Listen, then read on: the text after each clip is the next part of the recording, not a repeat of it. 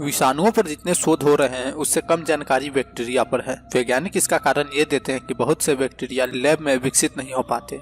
ऐसे में उन्हें संरक्षित करके सालों तक स्टडी मुमकिन नहीं। इधर ब्रिटेन में एक ऐसी इमारत है जहां 100 सालों से भी ज्यादा समय से बैक्टीरिया जमा किए जा रहे हैं। तो चलिए जानते हैं पूरा मामला क्या है। उससे पहले अगर आप लोगों ने इस चैनल को सब्सक्राइब नहीं किया है तो चैनल को सब्सक्राइब करें तथा लाइक बटन को दबा दें। चलिए शुरू करते हैं। पहले विश्व युद्ध की शुरुआत थी जब ब्रिटिश सैनिक लगातार बीमार पड़ने लगे और फटाफट मरने लगे। कमोबेश सारे सैनिकों के लक्षण एक से थे। वे पेट दर्द की शिकायत करते थे, सिर दर्द, बुखार होता, पेट खराब होता और फिर हालत बिगड़ते बिगड़ते काबू से बाहर चली जाती। साल 1915 में फ्रांस के बाइमेरॉक्स शहर के स्टेशनरी अस्पताल में एक केबल आया। इसमें सैनिकों की बिगड़ती स्थिति के बारे में बताया गया था। वैज्ञानिक डॉक्टर सब मोर्चे पर तैनात है। वहीं एक बैक्टीरियोलॉजिस्ट विलियम एलकॉक ने बीमार सैनिक के शरीर से बैक्टीरिया का सैंपल लिया और एक खास तरह की लकड़ी के डिब्बे में भरकर ऊपर से पैराफिन वैक्स से डिब्बा सील कर दिया। यह पहला सैंपल था। युद्ध खत्म होने के बाद इस समेत कई दूसरे बैक्टीरियाज को Lister institute of preventive medicine में रखा गया। अब तक यहाँ कुल 200 सैंपल हो चुके थे। धीरे धीरे दूसरे देशों से भी यहाँ बैक्टीरिया भेजे जाने लगे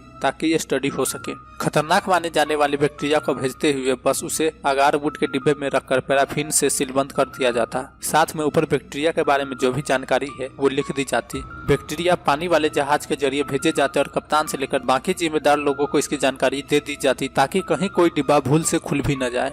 बैक्टीरिया पर शोध चल ही रहे थे। इसी बीच दूसरा विश्व युद्ध छिड़ गया। इसी दौरान लंदन में स्थित इस इमारत का बड़ा हिस्सा भी बम से नष्ट हो गया। तब बेहद सावधानी के साथ बैक्टीरिया कलेक्शन को लंदन के दूसरे हिस्से में भेज दिया गया जिसे नाम मिला national collection of type cultures. जंग खत्म होने के बाद कलेक्शन को वैज्ञानिकों के लिए खोल दिया गया। तब इसके लिए 6 पेंस यानी पाउंड का छोटा सा हिस्सा फीस देनी होती थी। अब ये एक नॉन प्रॉफिट की तरह काम करता है। सरकार इसके रख रखाव के लिए पैसे नहीं देती बल्कि दुनिया भर के देश से यहाँ अपनी स्टडी के लिए सैंपल खरीदते हैं जिसकी कीमत $85 से लेकर $400 भी हो सकती है। दूसरी तरफ ऐसे भी देश हैं जिनके पास बैक्टीरिया कल्चर कर सकने के लिए बढ़िया लैब नहीं। वे सैंपल यहाँ भेज देते हैं ताकि संरक्षित रहे। कोविड की शुरुआत से पहले साल 2019 में ही कलेक्शन से लगभग 4000 बैक्टीरिया स्ट्रेन 63 देशों में स्टडी के लिए भेजे गए। बता दें कि इसी लाइब्रेरी के बैक्टीरिया कलेक्शन की वजह से कई जानलेवा बीमारियों का इलाज खोजा गया। जैसे पेनिसिलिन बनाने वाले वैज्ञानिक अलेक्जेंडर फ्लेमिंग ने सालों तक आकर यहाँ से बैक्टीरिया के 16 स्ट्रेन पर काम किया, तब जाकर इलाज मिल सका।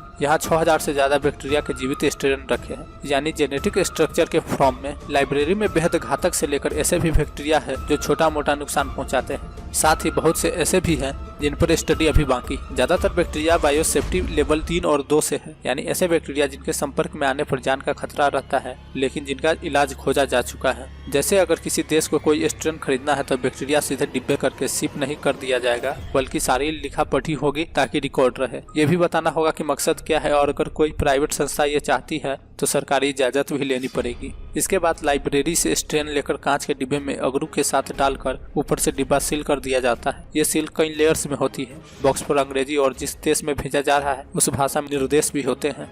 इसी तरह से दूसरे देशों में जीवित बैक्टीरिया लेना भी काफी सोच समझ कर होता है। पहले स्ट्रेन को अगरू में कल्चर किया जाता है ताकि पता लगे कि स्ट्रेन जीवित है और किसी भी तरह से संक्रमित नहीं है। फिर इसे -28 डिग्री पर फ्रीज ड्राई करते हैं। 3 से 4 घंटे बाद इसे स्टेरिलाइज किए हुए उपकरणों की मदद से लेकर कांच में सुरक्षित रखते हैं। इतनी सावधानी के बाद भी ज्यादातर सैंपल सरवाइव नहीं कर पाते। वैसे बता दें कि पहले विश्व युद्ध के दौरान जिस बैक्टीरिया का जीनोम लिया गया था वो अब भी जिंदा है। ये डायरिया का बैक्टीरिया था। इसके कारण अभी जाने जा रही है। आज का वीडियो आप लोग को कैसा लगा कमेंट कर बताएं। वीडियो पसंद आए तो वीडियो को लाइक करें, चैनल को सब्सक्राइब करें तथा इस वीडियो को अधिक से अधिक शेयर करें। मिलते हैं अगले वीडियो। अब तुम लोग गलती से अगर नए हो तो सब्सक्राइब करो। वो जो लाल वाला बटन है उस पर अपने जीजा जी फेंक के मारो या फूफा जी, मुझे नहीं पता, बस क्लिक हो जाना चाहिए।